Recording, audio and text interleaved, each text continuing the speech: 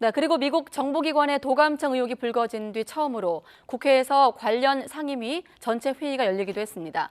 야당은 대통령실 졸속 이전으로 발생한 일이라면서 핵심 당사자인 이문희 전 비서관의 출석을 요구했고, 여당은 정부의 명확한 입장 발표에도 의혹만 가지고 문제를 확대 재생산한다고 반발했습니다. 국회로 가보겠습니다.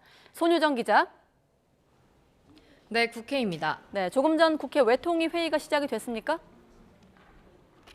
네, 국회 외교통일위원회 전체 회의에서 외교부와 통일부 등을 상대로 현안 질의를 시작했습니다. 먼저 외통위 야당 간사인 더불어민주당 이재정 의원은 대통령실 용산 졸속 이전으로 우려했던 대형 보안 사고가 발생했다고 말했습니다. 특히 애초 도감청 대상자인 이문희 전 외교비서관의 출석을 요구했지만 불발되고 이 전 비서관이 오늘 오후 반차까지 썼다며 반드시 출석시켜야 한다고 주장했습니다. 반면 여당 간사인 국민의힘 김석기 의원은 대통령실 보안이 강력하고 유출된 문건 내용이 사실과 다르다는 정부의 설명에도 야당이 문제를 확대 재생산하고 있다고 비판했습니다. 이어 이 전 비서관 출석과 관련해서도 여야 합의 없이 불러올 수 없다고 맞섰습니다.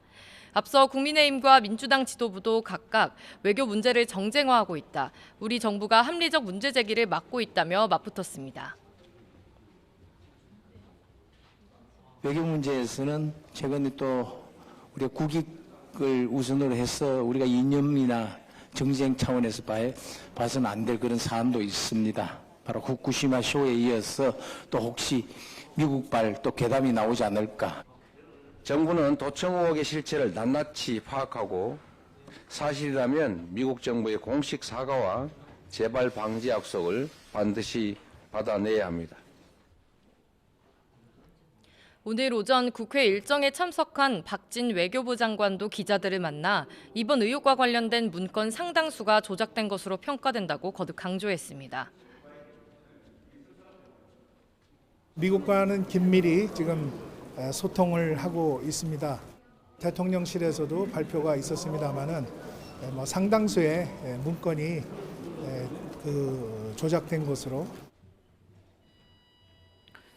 네, 그리고 내일 본회의가 예정이 돼 있는데 양국관리법 재의결 표결 등을 놓고도 여야가 충돌했죠?